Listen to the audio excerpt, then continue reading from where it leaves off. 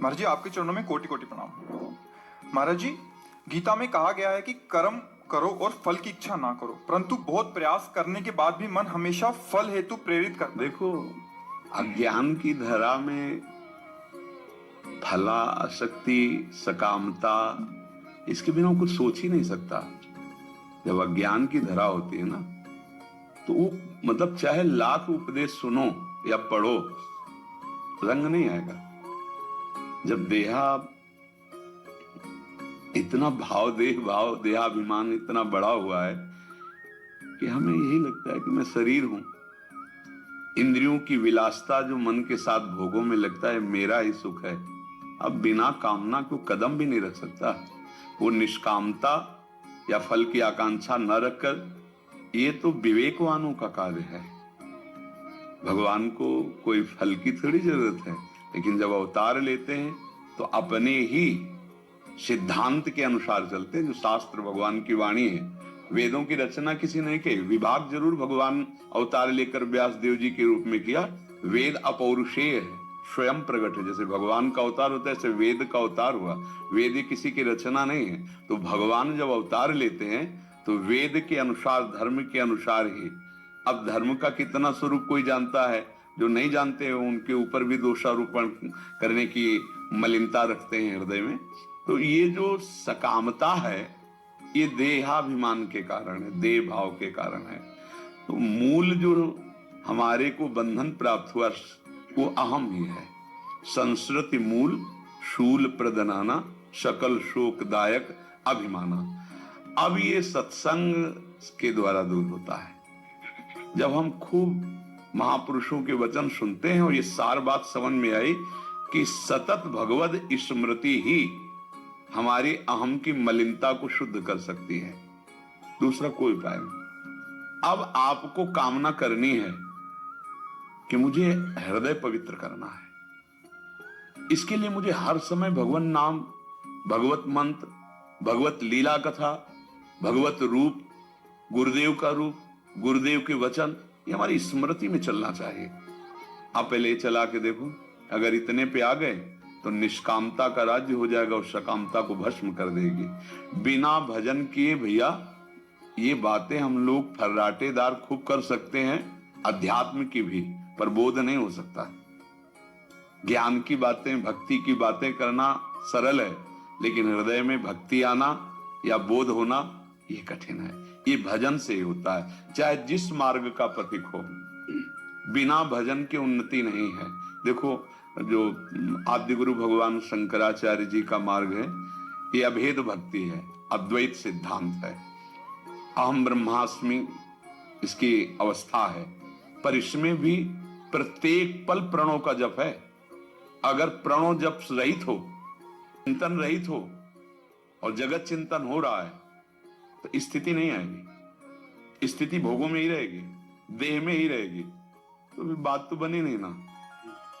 इतना बड़ा महिमा में सिद्धांत है अद्वैत सिद्धांत, जिसमें पूरी सृष्टि समा गई मैं में, अनंत ब्रह्मांड समा गए मैं में। इतना उपासना का विस्तृत स्वरूप है कि मैं में पूरी सृष्टि समा गई। जो ब्रह्म वो मैं, तो सर्वम खलमिदम ब्रह्म, वो आत्म स्वरूप का इतना विस्तार हुआ कि एक भी कण नहीं बकाया रह गया जो मैं में स्थित ना हो गया हो। वो भी ये स्थिति प्राप्त होती गुरु चरण सेवा से और गुरु उपदिष्ट मंत्र नाम से। कोई भी सिद्धांत, क्योंकि गुरु कृपा से उधर के भी सिद्धांत को भगवान शंकर की कृपा से जो समझा, बिना भजन के हमने देखा किसी भी मार्ग के पथिक हो शास्त्र का अनुभव नहीं कर सकते। तो जो भगवान का उपदेश है कि आप कर्म करिए, फल की आकांक्षा अगर रखेंगे तो आप सिद्धांत पे नहीं चल पाएंगे। सुख दुखे समय कृत्वा लाभा लाभो जया जयो, ये कर्म योगी की स्थिति होती है। वो उसके फल में अगर आसक्त होगा तो स्थिति कैसे आएगी। तो इसीलिए हम कर्म और कर्म फल दोनों, हम कर्म फल तो नहीं त्याग पा रहे, तो आप क्या करें, बहुत सरल उपाय, कर्म और कर्म फल दोनों भगवान को दे देते हैं। अब वो हमें क्या देते हैं, ये हमें धैर्य पूर्वक देखना है। धैर्य पूर्वक, जैसे हम दही नहीं छोड़ सकते, पर हमारे रोग निवारण के लिए डॉक्टर वैद्य ने कहा दही छोड़ना ही है। आप ईमानदारी से उनसे कह दो कि सर हम दही नहीं छोड़ पाएंगे। अब वो दही में ऐसी औषधि मिला के देगा कि नुकसान नहीं करेगा। तो हम पहले हम नहीं कर्म फल की आशा छोड़ पाते, तो हम रखें। समझो कैसे? जैसे रोगी को दही निषेध है, कर्मयोगी को कामना और कर्म फल निषेध कि ऐसा नहीं सोचना तुम्हें, कर्मण्येवाधिकारस्ते मा फलेषु कदाचन, नहीं फल की तरफ तुम्हारी दृष्टि नहीं होनी, पर है दृष्टि हमारी।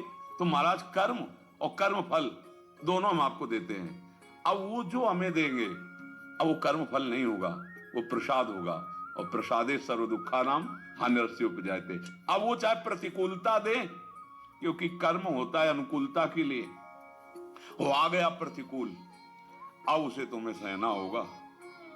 कैसे सह सकते हैं हम? इतनी मेहनत करके अनुकूलता चाहते हैं। हाँ ठीक है, तुम्हारे पेट में ऐसा फोड़ा हुआ कि अब ऑपरेशन नहीं होगा, अंदर वाला है, बाहर मुंह होता तो कोई दवा।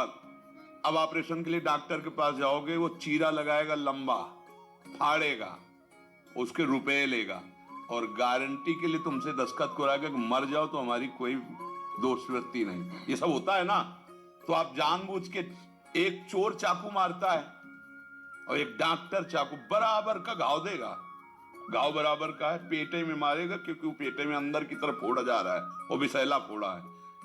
डॉक्टर की चाकू में और चोर की चाकू में बड़ा अंतर है। देहाभिमानी का कर्म और भगवत समर्पित कर्म में अंतर इतने, पर पीड़ा ताते करे कृपा निधि दूरी, सेवक पर ममता अति पूरी। ये अभिमान का नाश करने के लिए भगवान कोई भी लीला करेंगे, क्योंकि इसी से आप बंधे हो, इसी से मुक्त हो जाओगे। ये अभिमान या तो मैं में स्थित हो जा शुद्ध ब्रह्म में, और या भगवान के दासत्व में स्थित हो जा। दो ही प्रकार है, ज्ञान मार्ग और भक्ति मार्ग। तो भैया कर्म और कर्म फल दोनों प्रभु को समर्पित कर दो। जैसे जानबूझ करके आप जाके चीरा लगवाते हैं और फिर महीनों कष्ट झेलते हैं, लेकिन आपको दुख नहीं होता, एक सुखानुभूति अंदर रहती कि यार हो गया ऑपरेशन, अब हम कुछ दिनों में ठीक हो जाएंगे। तो एक रोग से ठीक होने के लिए इतना बड़ा चीरा लगवाने के लिए तैयार हो, और अनेक जन्मों का भव रोग है, अब इसका तो ऑपरेशन होगा भैया। आपके मन का ऑपरेशन होगा, आपके प्राणों का ऑपरेशन होगा, आपकी ममता का ऑपरेशन होगा, आपके अभिमान का ऑपरेशन। ये चार समर्पित हुए बिना भगवत प्राप्ति नहीं होती। मन, प्राण, वही मन चित्त है। भगवान कह रहे हैं मत चित्ता मतलब मेरे को मन अर्पित करो। मदगत प्राणा, प्राणों का आहार जैसे जल है, वायु है, अन्न है, ऐसे प्राणों का आहार हमारा स्मरण होना चाहिए। अगर कोई भी श्वास स्मरण के बिना जा रही तो तद स्मरणेन परम व्याकुलते थी। जैसे प्यासा मछली प्यासी व्याकुल होकर प्राण त्यागने लगती है, ऐसे हमारे प्राण व्याकुल हो जाएं। हमारा मन समर्पित, हमारा प्राण समर्पित, हमारी सारी ममता, सबकी ममता ताग बटोरी, मम पद मन ही बांध बर डोरी, और अहंकार हास अभिमान जाय जनि भोरे, मैं सेवक रघुपति पति मोरे, या हम ब्रह्मास्मि। शुद्ध ब्रह्म में अहंकार सर्व पूज्य सर्व मंगलदायक होता है। केवल अंतःकरण अहम धर्म में देहाभिमान भाव जो आ गया, यही दुर्गति और बांधने। अहम शुद्ध ब्रह्म है, उसका जो विस्मरण हो गया और देह भाव में अहम स्थापित हो गया और अंतःकरण में तन्मयता हो गई, यही बांधने का काम कर रहा है। भैया तुम्हें कुछ नहीं चाहिए, जो तुम्हारा स्वरूप है वो आनंद समुद्र है। भूल कर इस देह भाव में आ गए तो आवश्यकता ही आवश्यकता, अभाव ही अभाव। एक बात कोई बोल दे कि ये हमें मिल जाए, मैं कभी कुछ नहीं चाहूंगा, इतनी संख्या या इतना, कोई ऐसा त्रिभुवन में नहीं है। कोई ऐसा त्रिभुवन में एक बात बोलना, दूसरी नहीं, उसके जोड़ कि ये और ये नहीं। एक बात बोलो कि अगर मुझे ये तुम दे दो तो आज के बाद ये हमारे हृदय से निकलेगा, अब कछु नाथ न चाहिए मुझे। पूरी सृष्टि में नजर दौड़ाओ, कुछ मिलेगा नहीं, कुछ नहीं है, कुछ नहीं है जो ये कर सके कि अब कछु नाथ न चाहे, न सोचती न कांक्षती। आज से सोच बंद कर दूंगा, कोई चाह नहीं रखूंगा मुझे ये दे दो। यहां से लेकर ब्रह्मलोक तक ऐसी कोई वस्तु नहीं है। और जब केवट भगवान के चरण पखार रहा है, चरण मिल गए ना, अब कह रहा है भगवान के देले पर भी अब कछु लाथ न चाहिए मोरे, ले चाहिए जब भक्त को भगवान के चरणारविंद मिल जाते हैं ना, न पारमेष्ठ्यम न महेंद्र धिष्ण्यम न सार्वभौमम न रसाधिपत्यम न योग सिद्धि अपुनर्भवम वा। नहीं चाहिए मुझे कुछ, नहीं चाहिए, अब मिल गया। और हम सोचते चलो संत या भगवंत के दरबार में चले, कह दे ये मिल जाए बस इतना काम बना दो, कुछ नहीं होगा भैया। उसके बाद 10 कामनाएं और खड़ी हो जाएंगी। उसकी जड़ ढूंढो, जड़ जहां से कामना का ही नाश हो जाए, वो केवल प्रेम या बोध से होता है। भगवत तत्व का बोध या भगवान नाम भगवत चरणारविंद में प्रेम। अगर ऐसा ब्रह्म भूता प्रसन्नात्मा न सोचति न कांक्षति समा सर्वेषु भूतेषु मद भक्तिम लभते पराम। मेरी भक्ति का परम लाभ क्या प्राप्त हुआ? पराभक्ति का, क्या उसे कुछ नहीं चाहिए। वहां पहुंचाने के लिए भगवान कह रहे कि तू कर्म कर और मेरे को समर्पित होकर कर्म कर, अर्थात मेरी आज्ञा तस्मात् शास्त्रम प्रमाणम ते कार्याकारी व्यवस्थित हो। इसके परिणाम की तू चिंता मत कर। इसका मतलब आप कर्म करोगे आप और परिणाम ठाकुर जी देंगे नहीं, ऐसा कभी हो सकता है? छींकोगे उसका भी परिणाम है। इस समय मृत्यु लोक में हो, अंगुली उठाओगे उसका एक एक सेकंड का परिणाम है। आप समझ लो, आपको अगर 80 वर्ष जीवन मिला है ना, तो 14 वर्ष की अवस्था से लागू होता है हमारा भागवतिक कानून। 14 वर्ष तक, पहले तो 8 वर्ष तक था, लेकिन उनका क्या नाम, मांडव्य ऋषि, अणि मांडव्य जी, उनके द्वारा स्थापित किया हुआ 14 वर्ष तक। 14 वर्ष के बालक की जो पीछे उसके नहीं लिखे जाते, क्योंकि चेतना का पूर्व जागृत भाव नहीं माना जाता। 14 वर्ष के बाद आप अगर एक अंगुली भी उठाओगे तो किसके लिए उठाया, कैसे उठाया, उसका दंड आपको मिलेगा। बहुत सावधान। ये जीवन मुक्त होने के लिए आए। देखो अभी हम सत्संग में यही, आप मकान बढ़िया बना लिए, बहुत खंड का, हर व्यवस्था, रुपया पैसा, लड़का बच्चा सब है, लेकिन ऐसा प्रचंड विग्रह, कलह, अंदर अशांति, बाहर अशांति। अब एक मिसाइल गिरी, पूरा प्रांत का प्रांत नष्ट हो गया। क्या करेगा तुम्हारा? गया बिल्डिंग, बच्चे, सब गया। मुक्त हो जाओ, मुक्त हो जाओ, इच्छा करो इस जगत की ज्वाला से मुक्त होने के लिए। नहीं, आगे ऐसा समय आने वाला है ना, कोई किसी को भी नहीं बख्शेगा, कहीं कोई सुखी नहीं नजर आएगा, त्राहिमाम मच जाएगा। देख लो, अब अभी पता लगा कि देखो जहां युद्ध हो रहा, त्राहिमाम मचा है कि नहीं मचा है? क्यों? क्या वही होगा क्या? नहीं, भगवान की 3 लीला बराबर पूरी सृष्टि में होती रहती है, सृजन, पालन और विनाश। तो सृजन और पालन को तो देख लियो, विनाश के लिए कमर कस लो। और विनाश के बचने का एकमात्र उपाय है मामे वे प्रपद्यन्ते माया में ताम तरन्ते श्री विश्वेश्वर पादाम्बुज दीर्घ नौकार। भगवान के चरणों में बैठ जाओ, बच जाओगे, अन्यथा विध्वंस हो जाओगे। ये नाश लीला किसी के ऊपर भी ऐसा नहीं है कि बख्श देगी।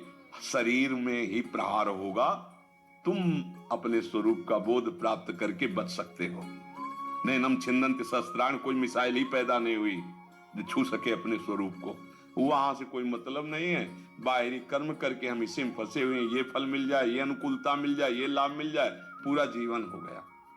क्या शांति मिली? विवेक के द्वारा हर संकल्प को काट देना, तब वो निष्कामता की चरम अवस्था। तो भगवान निष्कामता जो परमानंदमय है, वो फल देने के लिए इस नाशवान फलों में सम रहने की आज्ञा कर रहे हैं। सुख दुखे समय कृत्वा लाभा लाभो जया जयो। अब कैसे समझो भैया, ये अध्यात्म का खेल है, कुछ समझ में आ रहा है?